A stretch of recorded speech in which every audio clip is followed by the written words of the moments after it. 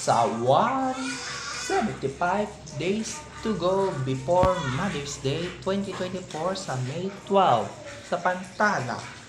Araw ng mga ina o araw ng mga tanjak ang ating Mother's Day. Inatanong ang ina. Ang ina, Society Moms. Tuong natin na proud mom natin ito. Sa proud mom natin ito, ang ate ito, mas babago ang kanya ng desisyon. Ito ang gaganunin ng katulad sa katarungan ng gagawin.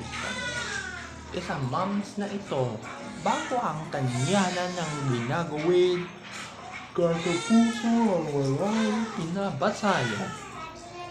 Isang nagbabansa kami ang nagkukunto ang walang pagbabago.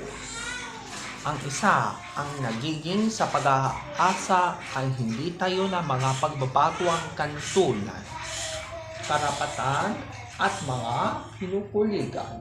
Ang isa natin ito ang walang kinukulukan, nahuhulugan na natin sa katsiklo at mga desisyon lang.